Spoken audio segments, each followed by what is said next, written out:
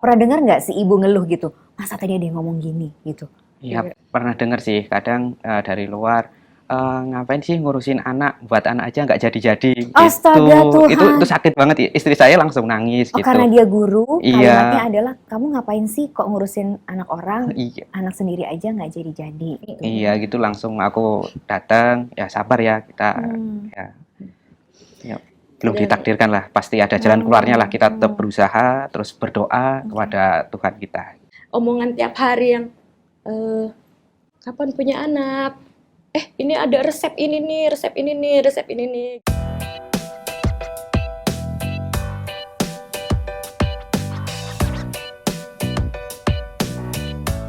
Halo semua yang sedang menyaksikan video ini, khususnya subscriber setia dari Alo Dokter. Selamat datang di Alo Talks, sebuah podcast dari Alo Dokter yang akan membahas seputar informasi kesehatan langsung bersama dengan para ahlinya dan tentunya berguna sekali untuk kita semua yang menyaksikan Alo Talks. Perkenalkan, saya Tantri Murdopo yang akan menemani jalannya Alo Talks hari ini. Nah, sebelumnya kita tahu bahwa Alo Dokter bersama dengan Telolang Plus dan juga Morula IVF mengadakan kompetisi menulis Sehangat Harapan Ibu. Hadiah utamanya yaitu program bayi tabung untuk 3 pasangan terpilih. Kompetisi ini dibuka untuk umum hingga akhir Juli 2022 yang lalu dan mendapatkan animo besar dari masyarakat, khususnya dari para pejuang garis 2. Nah, kami ini menerima ribuan pendaftar kompetisi yang membagikan kisah perjuangannya dalam menanti buah hati. Dan setelah melalui proses seleksi yang sangat ketat, para panitia akhirnya menentukan 50 pasangan semifinalis yang kemudian melalui tahap wawancara dikerucutkan menjadi 30 pasangan finalis. Nah, 30 pasangan ini mendapatkan hadiah berupa pemeriksaan kesuburan secara gratis di Morula IVF yang telah dilakukan di 3 cabang, yaitu Jakarta, Tangerang, dan juga Surabaya. Hasil dari pemeriksaan kesuburan ini juga kemudian yang turut menjadi pertimbangan dalam menentukan 3 pasangan yang memenangkan hadiah utama. Dan akhirnya kami telah mengumumkan 3 pasangan tersebut pada awal September 2022 yang lalu. Nah, salah satu dari ketiga pasangan tersebut telah hadir bersama dengan kita saat ini. Kita akan segera ngobrol-ngobrol lebih lanjut bersama Ibu Novi dan Bapak Suharto. Halo, apa kabar? Halo, baik. Ada Pak Suharto dan juga Ibu Novi. Iya. Dan kemudian nanti di akhir sesi kita juga akan berbincang sedikit mengenai masalah kesuburan serta program bayi tabung bersama Dr. Sita Daniswati, spesialis kandungan dari Morula IVF Tangerang. Makanya stay tune terus bersama dengan Alo Talks kali ini yang bertemakan menyambut tercapainya harapannya Ibu Novi dan Ayah Suharto. Dan pemirsa Alo Talks, salah satu dari ketiga pasangan tersebut telah hadir bersama dengan kita di sini. Ini harus manggilnya Bapak sama Ibu karena kan calon Bapak sama Ibu, oke? Oke, siap. Tinggal di mana? Untuk saat ini tinggal di Bekasi sih. Tinggal di Bekasi. Iya. Pekerjaan? Di advertising agency. Tuh. Agensi, kemudian kalau Bu Novi? Guru SD. Guru SD. Iya. Wah ini dia nih, guru SD itu kan sering ketemu sama anak-anak ya. Iya. Aku mau tanya dulu, sudah berapa tahun menikah? Sudah sejak April 2018, jadi udah sekitar 4 tahun. 4 tahun. Lalu gimana selama 4 tahun itu perjuangannya untuk mendapatkan buah hati? Apakah tipe yang memang santai atau tipe yang gimana? Setahun pertama sih kita masih santai ya kan. Baru setahun pertama menikah nih. Ini kayaknya gitu normal, kan. semua pemirsa Alo Talks juga pasti gitu. Setahun pertama santai semuanya. Iya, apalagi kita tuh ta'aruf ya, jadi kan kita nggak merasakan pacaran ya. Jadi kita cuma kenal 3 bulan, setelah itu menikah gitu. Jadi setahun pertama kita belum punya omongan, kita positive thinking aja nih. Oh mungkin kita disuruh pacaran dulu nih gitu. Puas-puasin ya. Iya, puas-puasin. Jadi kita nggak mau orang nanyain udah punya anak apa belum, kita belum terlalu mikirin tuh 1 tahun pertama seperti itu. Setelah itu kemudian baru ketika kok 1 tahun nggak dapat baby nih gitu, apa yang dilakukan? Setelah menginjak ke 2-3 tahun itu kan mulai, kalau dari keluarga sih support, kebanyakan dari pihak keluarga gitu kan sering nanya udah kapan punya anak gitu. Iya, udah berapa tahun menikah gitu Iya, kan? udah Anaknya tahun berapa nikah, anaknya ya? berapa gitu. Pertanyaan STD standar. Iya, Oke. terus akhirnya mulai dari situ kita juga berpikir kayaknya kita harus program nih, apa kita tanya ke dokter gitu ya. Tapi kita juga sebelum itu kita menguatkan diri dulu gitu. Kita berdua ini udah berjanji apapun hasilnya di antara kita berdua, mau aku yang nggak subur, mau suami yang nggak subur gitu kan. kita harus tetap saling support. Itu janji kita awal sebelum kita mulai konsultasi ke dokter. Tapi pas 2 tahun kita dengan dokter periksa, dokternya cuma bilang oke, nggak ada masalah gitu kan. Terus oh ya udah nggak ada masalah, ya udah kita Jadi alami enjoy aja gitu, enjoy aja. Oke. Nah ini mulai merasa nggak enjoynya di tahun keberapa? Ketika ngerasa setahun pertama datang ke dokter, katanya oke aja, kemudian enjoy lagi nih, terus mulai terganggu lagi tuh di tahun keberapa? Apa triggernya? Tahun Misalnya nih, kalau aku tuh 8 tahun loh baru bisa punya baby yang sekarang. sabar banget. Ya itu antara sabar atau disabar-sabarin gitu kan. Karena gini, ke-trigger omongan orang aja aku bisa nangis gitu. Kayak bayinya umur berapa gitu. Atau misalnya ada saudara, kan usianya udah sekian kok belum punya bayi aja, hati-hati loh nanti kalau udah makin tua, gitu-gitu loh omongannya. Nah, apakah trigger-trigger kayak gitu juga ada dalam prosesmu, Bu? Ada sih, karena kan memang saya kan basicnya guru gitu. Guru SD ya? Guru ketemu SD anak-anak gitu. Terus. Tiap hari ketemu anak-anak yang lucu-lucu gitu kan. Di situ sebenarnya menjadi sebuah penyemangat buat aku juga gitu. Aku aja sudah bukannya berjasa ya, aku aja tiap hari ngajarin anak-anak gitu kan, mengabdikan diri untuk mendidik anak-anak gitu kan. Masa iya sih suatu saat nanti Tuhan gak ngasih aku gitu kan. Pernah sih yang kayak gitu. Cuman memang kalau pihak-pihak luar itu dari keluarga, dari tetangga itu alhamdulillah nggak ada yang toksik gitu. Cuman pasti ada sih dimanapun kita hidup ya, pasti ada pihak-pihak yang toxic people banget itu ada. Misalnya kalimatnya apa? Atau mungkin kamu Pak pernah dengar nggak si ibu ngeluh gitu? Masa tadi ada yang ngomong gini gitu? Iya, pernah dengar sih. Kadang dari luar, ngapain sih ngurusin anak, buat anak aja nggak jadi-jadi. Astaga, Tuhan. Itu sakit banget. Istri saya langsung nangis gitu. Karena dia guru, Iya. kalimatnya adalah kamu ngapain sih kok ngurusin anak orang, Iya. anak sendiri aja nggak jadi-jadi. Iya gitu, langsung aku datang, ya sabar ya kita, ya belum ditakdirkan lah, pasti ada jalan keluarnya lah, kita tetap berusaha, terus berdoa kepada Tuhan kita. Oke. Terus ya sering sih misalnya kalimat kayak yang ngurusin anak murid gitu bisa, tapi punya anak aja belum gitu. Memang maksudnya bisa ya gitu, profesional ya kalau misalnya ngajarin anak orang lain tapi tuh belum pernah ngajarin anak sendiri gitu juga pernah gitu. Maksudnya kayak nggak percaya gitu, karena kan kita belum punya anak ya. Cuman tahu teori mendidik itu kan dari ilmu, memang kita belum punya anak jadi nggak tahu nih secara mendasar ngajarin anak itu seperti apa. Tapi kan kita ketika berkuliah itu kan kita tahu ya maksudnya teori-teorinya. Jadi kadang ada juga yang ngomong seperti itu. Masa iya sih kayak gitu cara ngajarin gitu kan, kamu kan belum punya anak gitu. Ada juga. Terus yang omongan tiap hari yang kapan punya anak, ini ada resep ini nih gitu. Ada juga. Iya. Aku mengalami itu juga sih. Maksudnya mereka mungkin baik ya memberikan rekomendasi, tapi kita tuh kan udah terlalu banyak tekanan ya kadang-kadang ya. Tapi dialami juga dengan dirimu nggak Pak? Mengalami juga nggak tekanan-tekanan itu? Tadi kan kalau dari istri kan jelas nih gitu, sampai kamu harus pelukin dia nih ketika dia down. Kalau saya sih Dari Pak Soeharto? komunitasnya alhamdulillah paling nanyanya tentang hobi laki-laki itu jarang banget sih, bahas tentang pribadi tentang punya anak apa itu jarang banget sih. Tapi ada saatnya down nggak? Ya. Mungkin ketika melihat istrimu down, ada nggak saatnya ketika berdua tuh ngerasa kenapa sih harus kita gitu? Atau ada nggak momen yang kayak gitu? Dari sisimu nih Pak? Dari sisiku kita harus semangat sih intinya, walaupun dalam keadaan down kita harus tetap semangat, berdoa terus ikhtiar lagi gitu. Kadang ada juga yang bilang kurang ibadah kali gitu kan, gitu juga ada yang kayak gitu juga. Ngitungin ibadah kita ya.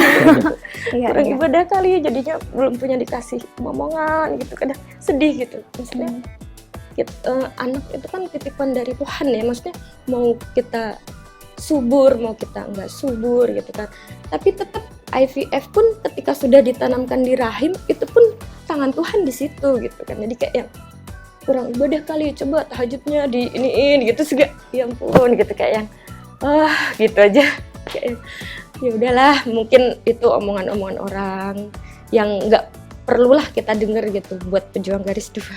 Iya, tapi aku tuh bisa ngeliat, mungkin pemirsa Allotalks bisa kelihatan nggak ya tangannya tuh digandeng terus gitu si ibu, kayaknya selalu memberikan semangat ya. Aku terharu deh ngeliatnya betapa kalian berdua tuh betul-betul kayaknya ayo kita berjuang sama-sama yuk, aku pasti ada buat kamu gitu ya. Karena itu penting. Kadang-kadang tuh soalnya ada momen dimana suaminya yang nggak mau gitu karena capek, karena ada rasa ego juga. Bayangin aja kan harus datang diperiksa, tiba-tiba datang, oh Pak, Bapak kurangnya di sini, Ibu gitu. Pernah nggak terdiagnosa gitu? Atau selama ini kayak dosanya selalu bagus aja berdua? Awalnya kan memang kita didiagnosanya bagus semua ya. Sebelum di Morula, pretest di Morula memang kita baik-baik aja. Jadi kayak kita kan sudah komitmen apapun hasilnya kita harus tetap support gitu. Dan alhamdulillah juga suami cuman kata dokter harus menurunkan berat badan gitu kan. Akhirnya yaudah ayo tiap pagi dia bangun ngajakin olahraga gitu. Kalau sore ayo kita lari olahraga gitu. Alhamdulillah yang penting ketika untuk pejuang garis 2 intinya kalian berdua itu harus saling support terlebih dahulu. Itu sih. Kalau misalnya kalian mau program tapi karena hanya mendengarkan lingkungan, itu akan membuat kita lebih stres. Jadi intinya ya kita harus saling percaya dulu dan siap menerima takdir. Mau di antara kita mana yang tidak subur atau keduanya subur, kita harus siap dengan takdir itu. Yang menarik adalah kalimatmu tadi Bu di awal. Jadi justru kamu tahu kondisimu ketika dites di Morula. Berarti justru setelah kompetisi ini jalan, terpilih sebagai pemenang, lalu kamu tahu kondisimu yang berbeda dengan di awal. Yang berarti apa kondisinya? Jadi kan ketika setahun pertama itu kan masih di dokter bukan di Morula ya. Itu masih aman tuh. Memang waktu itu sehat, nggak apa-apa ya, gitu waktu ya? itu aku masih kurus juga, masih kurus gitu, belum terlalu gitu. Kita semua pernah kurus pada waktunya, tenang aja. Iya gitu. Jadi ya udah, kita mah aman nih, nggak ada masalah nih. Ya udah kita program biasa gitu. Kan waktu itu kita WFH 2 tahun ya. Akhirnya kita jadi kayak gaya hidup nggak sehat, makan terus, gitu kan, melebar. Makan terus, tidur di rumah gitu kan. Kita nggak ngapa-ngapa, ya udah kita programnya biasa aja gitu kan. Cuman ketika seiring berjalannya waktu gitu kan, badan semakin lebar ya. Terus mens juga tetap lancar gitu kan. Jadi kita nggak ada yang curiga kita ada kenapa-napa juga gitu. Terus ketika ikut kompetisi ini, udah kita dikasih tahu dokter normal HSG-nya gitu, saluran pubanya normal, terus dari suami juga cek sperma normal, terus ketika di dokter di USG dokter, ternyata telurnya kecil-kecil seperti itu, kita langsung itu apa ya dok gitu, ya ini cenderung ke PCOS gitu kata dokter. Jadi kita langsung apa itu PCOS, kita sebelumnya belum tahu tuh, jadi kita kayak yang santai nggak tahu juga apa PCOS gitu kan. PCOS kita belum paham tuh apa tuh PCOS. Setelah itu baru dokternya menjelaskan apa itu PCOS, baru kita yang kayak ya agak down sedikit sih, tapi kalau aku kan tipenya agak down sedikit. Kalau suami nggak, ayo kita harus olahraga setiap hari gitu. Kalau dia alhamdulillah sih dia support terus. Iya, jadi waktu pertama kali dengar langsung reaksinya langsung sedih ya. Iya. Iko gimana Pak waktu pertama kali dengar? Kan pikirannya selama ini kan sehat-sehat aja gitu. Tiba-tiba ternyata ada kondisi itu. Ya kita nanggepinnya ya kalau bisa kondisi apapun udah komitmen di awal itu harus siap nerima gitu. Terus pasti ada jalan dan solusinya. Kita maksimalkan ikhtiar, terus maksimalkan berdoa gitu sih. Kita tetap memberi semangat pada istri gitu. Jadi informasi singkat kepada pemirsa Allotalks bahwa para finalis dari kompetisi Sehangat Harapan Ibu ini, ada sekitar 30 finalis mendapatkan cek screening kesuburan gratis dari Morula IVF gitu. Nah, disitulah kemudian pasangan ini tahu bahwa ada sel telur yang kecil-kecil tadi. So ini blessing in disguise ya, kamu ikut kompetisi ini gitu kan ya. Jadi kamu bisa diperiksa secara utuh gitu kan. Nah berarti waktu awal tahu tentang kompetisi ini gitu, gimana ceritanya waktu itu? Ya, nah itu sih sebelumnya aku nggak bilang ke suami kalau mau ikut kompetisi ini. Jadi yang tahu cuman aku aja gitu. Ketika lihat Instagram dari Morula, ada kompetisi untuk program IVF di Morula. Berarti udah follow ya? Terus selama ini udah mengikuti program macam-macam ya? Kalau ada program hamil ini dilihat, ditonton gitu ya? Terus juga lihat IG-nya dari Alo Dokter sama Telonglang gitu. Oh ternyata bener nih gitu kan. Akhirnya aku isi esainya gitu kan, menceritakan gimana perjuangan kita mulai dari tahun pertama sampai tahun keempat ini gitu kan. Itu aku bener-bener yang nggak terlalu berharap banget gitu, maksudnya yang kalau rezeki ya udah pasti nggak datang kemana gitu kan. Sudah tiba-tiba waktu itu ada yang dari Alo Dokter langsung WhatsApp aku, selamat gitu, masuk 30 besar gitu. Itu yang kayak, ini kenyataan gak sih gitu kan? Oh jadi nggak percaya? Enggak, belum percaya gitu. Terus tiba-tiba juga kita masih kayak yang ngawang-ngawang tuh, belum percaya gitu. Terus setelah itu kita itu ya wawancara melalui video conference call ya. Itu aku sama suami nih wawancara. Itu juga yang jangan terlalu berharap gitu. Kita pokoknya masih yang positive thinking gitu. Kalau rezeki alhamdulillah, tapi kalau belum ya udah biasa aja gitu. Cuman akhirnya kita setelah dikerucutkan lagi tuh, kita masuk tuh sampai di screening awal di Morula Tangerang. Itu 15 besar tuh. Setelah 15 besar kan hanya 1 orang ya. Kita juga yang masih santai gitu. Pokoknya ini udah kalau takdir alhamdulillah, kalau enggak ya udah santai gitu kan. Karena kita tuh udah menghindari banget yang namanya stres gitu ya. Aku tahu. Dan berharap itu jadi hal yang agak menakutkan ya. Iya. Maksudnya takut kecewa ya. Betul nggak sih? Karena aku mengalami kok 8 tahun itu. Gak terlalu mau yang berharap banget gitu. Takutnya nanti kita kecewa. Nah akhirnya tuh pas lihat postingan dari Instagram ya Alo Dokter, Telonglang sama di Morula. Itu tuh kita masuk 3 orang yang dapat IVF gitu kan. Pertamanya aku tuh nangis gitu di kamar itu. Itu pasti perasaannya antara nggak percaya, bahagia. Apa yang paling dominan waktu itu perasaannya? Campur aduk gitu maksudnya. Ya Allah, alhamdulillah gitu, seneng gitu, nangis tuh. Hampir sampai 15 menit tuh masih nangis. Terus suami tuh kayak yang meluk, kenapa? Kamu kaget ya Pak ya? Kamu juga bingung kan ya? Bingung kok tiba-tiba nangis, lama banget ini nangisnya kenapa? Nggak cerita gitu sih. Kenapa gitu kan suami. Aku masih nangis, aku belum bisa ngomong tuh waktu itu. Aku masih belum bisa berkata-kata gitu, masih nangis gitu. Terus suamiku kenapa? Ada apa gitu. Dia langsung lihat aku nggak bisa ngomong gitu, langsung dia lihat HP aku gitu, aku kasih tahu sendiri gitu ya, dia langsung nangis juga gitu, langsung kita sujud syukur gitu. Ya ampun. Aduh aku turut seneng karena aku sebagai juga pejuang garis 2 itu kan turut merasakan perjuangan. Ini aku yang sekarang mau nangis nih, karena ini kan harapan yang diberikan ya, dan apa ya, bisa menimbulkan ada secercah kebahagiaan yang mungkin bisa kalian dapatkan gitu. Nah berarti sekarang gimana nih kalian persiapannya untuk menuju ke proses bayi tabung ini? Karena kan udah ketahuan kan di mana letak titiknya tadi, ada salur yang kecil-kecil gitu kan. Tapi kan dengan bayi tabung bisa dibantu gitu. Nah sekarang gimana persiapannya? Kalau suami tetap support, ayo ubah pola hidup gitu. Jangan makan junk food gitu kan dia. Sampai semua makanan junk food itu udah disingkirin dari kulkas gitu.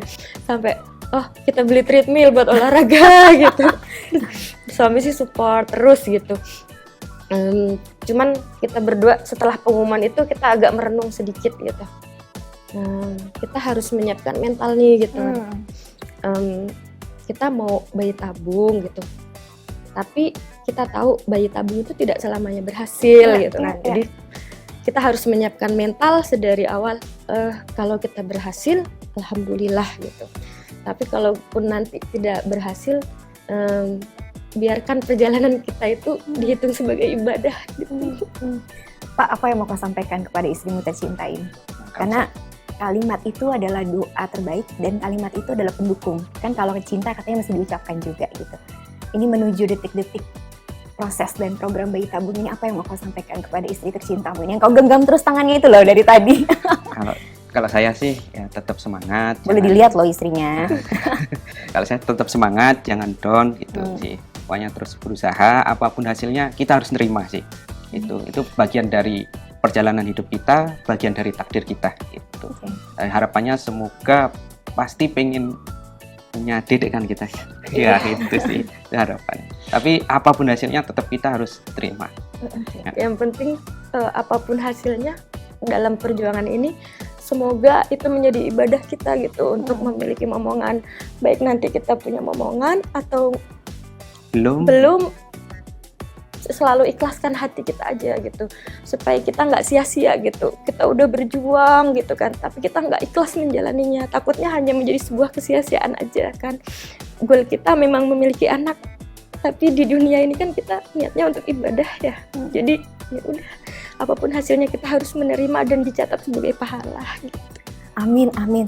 Tapi harapannya nanti aku ketemu kalian udah hamil. Amin. Amin. Harapannya nanti Amin. bahkan aku ketemu kalian, aku kenalin ya nama anaknya siapa gitu. Iya. Amin. Oh, amin, amin. Nanti kita akan ngobrol-ngobrol lagi, tapi kita akan ngobrol dengan yang berikut ini karena akan ada dokter kandungan yang akan kita ajak ngobrol-ngobrol dan bertanya mengenai bagaimana perjalanan pasangan pemenang dari kompetisi ini.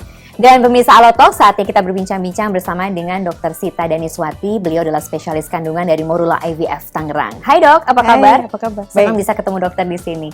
Dok, tadi kan kita sudah bincang-bincang dengan pasangan pemenang dari kompetisi ini. Nah, ceritanya adalah mengenai sel telurnya yang kecil-kecil. Nah, ini penjelasannya gimana sih Dok? Oh ya, jadi memang sel telur yang kecil-kecil itu bisa menghambat untuk punya momongan, ya, dia bahkan lama untuk punya momongan. Kenapa? Disebabkan oleh apa sel telur kecil-kecil? Jadi memang pada rata-rata pada wanita yang misalnya obesitas, kemudian dia kurang olahraga, itu dapat menyebabkan gangguan dari hormon. Akibatnya apa? Akibatnya telurnya kecil-kecil, makanya dia tidak bisa ovulasi, tidak ada fase suburnya dia. Biasanya orang-orang yang dengan gejala telur kecil-kecil atau yang kita sebut dengan PCOS, itu biasanya gejala yang pertama dia tidak setiap bulan mens. Jadi paling 2 bulan sekali, 3 bulan sekali mens, atau mungkin mens tapi cuma flek aja, ya.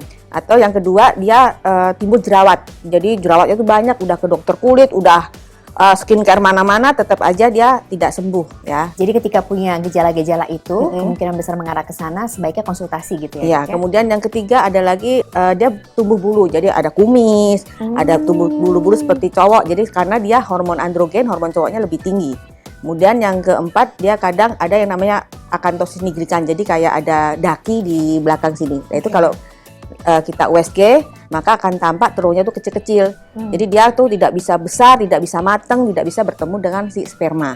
Oke, jadi proses alaminya adalah telur itu akan kecil dulu, kemudian ketika masa subur membesar, Ya. gitu ya Dok? Ya, Nah, besar kemudian kecilnya tuh ukurannya gimana sih Dok Ya sebenarnya? kalau misalnya telur yang matang itu kan 18 mili ya. Jadi dia tidak bisa mencapai size itu. Jadi dia tetap aja kecil di masa subur yang misalnya kita hitung di masa subur. Oh, kira-kira masa subur saya itu tanggal sekian, itu kalau kita USG tetap aja dia ukurannya kecil di bawah 18 itu. Oke. Makanya tidak bisa hamil. Dan itu karena gaya hidup. Ya, jadi memang apakah pasien PCOS itu bisa hamil alami? Jawabannya bisa, cuman mesti merubah gaya hidup. Misalnya makanannya juga jangan yang junk food, jangan yang mengandung MSG, kemudian juga rajin olahraga, kemudian berat badan juga mesti dikontrol.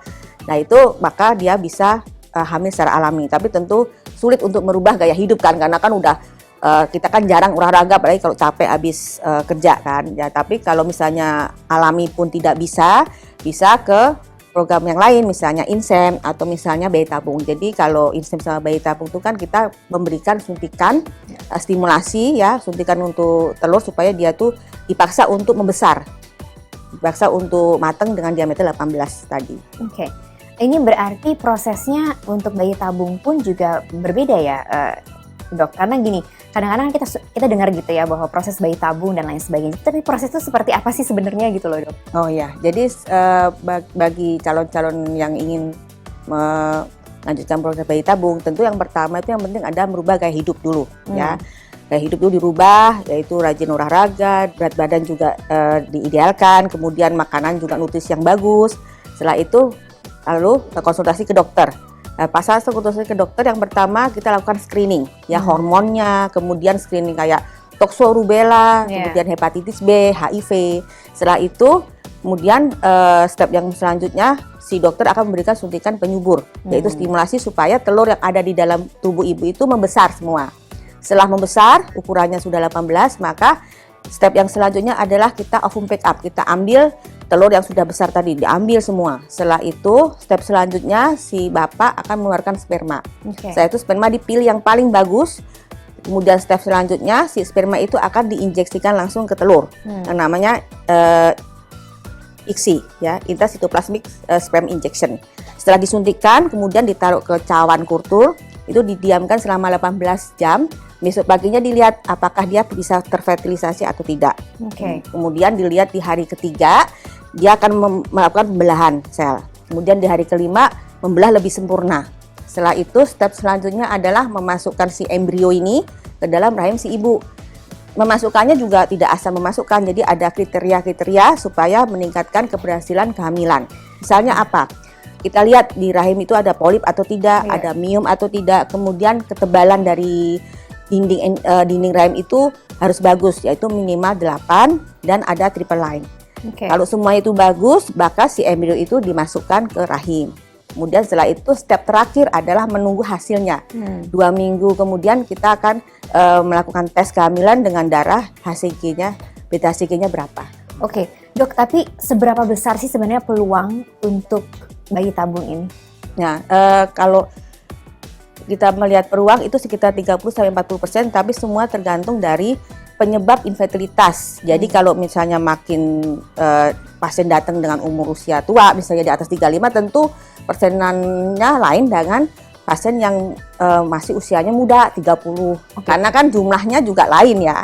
Kalau makin tua kita makin jumlahnya makin berkurang dan kualitasnya juga makin menurun. Kalau khusus untuk yang tadi sel telur kecil-kecil tadi, peluangnya bagaimana, Dok? Dengan peluangnya ya paling sekitar ya 30-40, bahkan bisa lebih kalau misalnya dia sebelumnya udah menurutin gaya hidupnya, udah diperbaiki dulu, makin besar peluangnya. Berarti pertanyaan saya berikutnya adalah karena pasangan pemenang dari kompetisi ini akan menjalani program dan juga proses seperti yang dokter katakan tadi, bagaimana supaya chance-nya tinggi, Dok? Apa yang harus mereka persiapkan? Tadi kan gaya hidup, kemudian apa lagi? Sehingga nanti mereka betul-betul bisa merasakan menjadi calon ayah dan calon ibu gitu loh, Dok. Ya, tentu yang pertama adalah nutrisi. Nutrisi harus bagus, kemudian makanan juga harus sehat, hindari MSG, hindari junk food, kemudian rajin olahraga, teratur, kemudian berat badan juga dijaga. Kemudian yang keempat dia kalau bisa jangan merokok, jangan alkohol. Kemudian yang kelima ya mental ya. Jadi memang kalau kita menjalani bayi tabung, yang pertama mesti jangan stres, mesti tenang. Kemudian yang kedua minta dukungan di keluarga terdekat. Dan suami istri harus saling mendukung, saling memberikan semangat, kemudian berdoa. Iya, karena ini bukan hanya masalah fisik saja, tapi juga secara psikologi, secara spiritual, semuanya harus saling mendukung ya, Dok ya. Oke, berarti apa pesan dari Dokter Sita untuk mereka nih, para pemenang kompetisi yang akan menjalankan program bayi tabung ini, Dok? Karena ini kan menjadi penting. Ya, yang penting kita sebagai manusia kan berusaha sebaik mungkin ya, dengan teknologi yang ada yang diciptakan oleh manusia, dengan ilmu yang didapatkan para dokter. Tapi yang penting saya sarankan harus semangat, ya harus semangat, harus berdoa juga terlebih paling utama, karena tidak ada seorang pun yang bisa menjamin ya, karena ini tuh antara ya kehendak Tuhan dan teknologi tadi. Ya soalnya begitu disuntikan si sperma sama telur, dia alami, dia mau jodoh atau enggak, dia mau membelah enggak, itu alami, tidak bisa ada intervensi dari luar, dari dokternya, tidak bisa.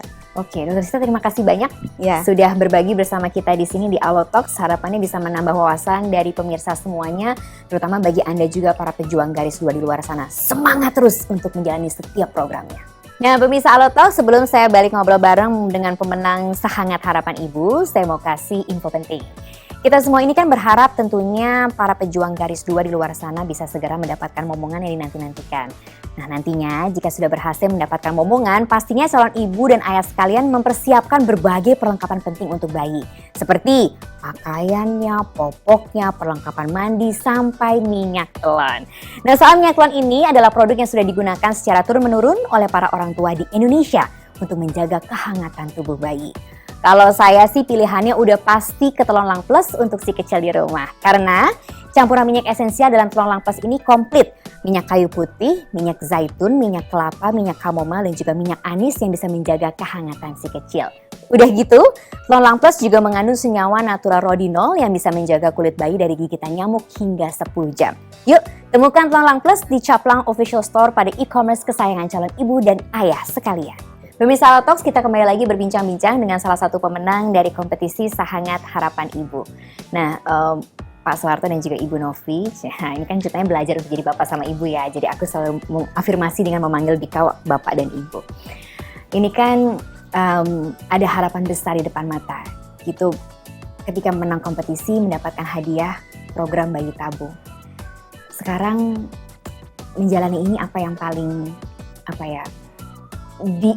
tentu diimpikannya ingin punya baby, tapi sekarang ke depannya gimana nih? Maksudnya apa yang paling big picture yang ingin disampaikan kepada pemirsa Allotalks mengenai program ini? Untuk teman-teman yang mungkin ada kesulitan seperti saya dan suami gitu yang belum memiliki momongan ya, kalian harus tetap bersabar, tetap berikhtiar, dan tetap berpositif thinking. Terus untuk orang-orang yang toksik di sekitar kalian itu pasti ada, dimanapun itu pasti ada orang-orang toksik gitu ya. Lebih baik kita hindari gitu. Kurangi berinteraksi dengan orang-orang toksik gitu. Lebih baik kita berteman dengan orang-orang yang support kita gitu. Kalau saya sebagai guru ya, alhamdulillah cari suasana yang nyaman gitu. Kalau aku lebih nyaman dengan anak-anak gitu, karena aku kan ngajarnya SD ya. Berteman dengan anak-anak itu lebih tulus gitu, nggak dengan orang dewasa gitu. Jadi aku yang ketika dengan anak-anak gitu, aku bertanya, kalian udah mau lulus nih gitu. Aku kan ngajar dari kelas 1 SD sampai dia kelas 6 SD. Wow, dari mulai masuk SD sampai dia lulus SD. Iya, terus aku pernah bertanya, apa harapan kalian buat aku gitu. Terus mereka tuh dengan bareng-bareng gitu, kita berharap nih nanti ibu guru ketika kita udah lulus, kalau kita ketemu lagi udah punya baby gitu. Sampai murid aku gitu, support gitu. Cari orang-orang yang support di lingkungan kalian gitu. Tinggalkan orang-orang yang toksik gitu.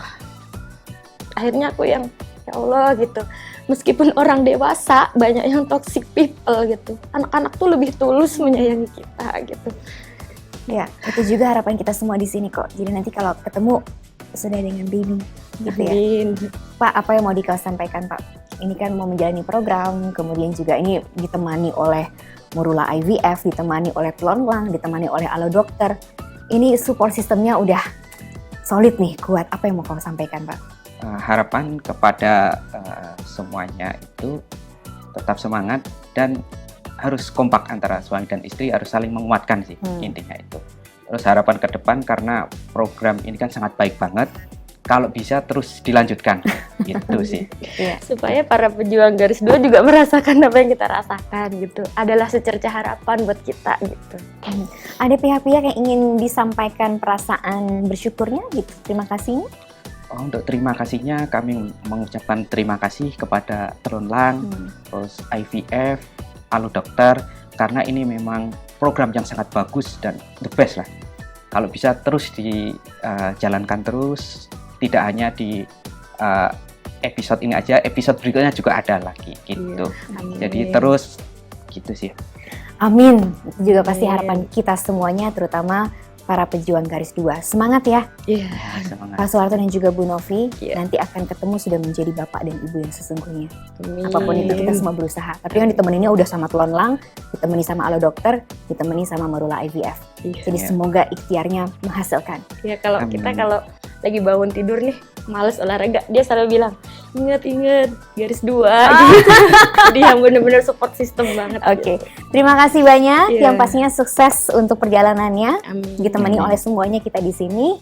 Dan terima kasih juga untuk Anda semua yang sudah menyaksikan podcast kali ini sampai selesai. Sampai jumpa lagi di Allotalks episode berikutnya. Jangan lupa untuk like, share, dan juga komen. Subscribe channel YouTube Alodokter. Yang pasti hidup sehat bersama Alodokter.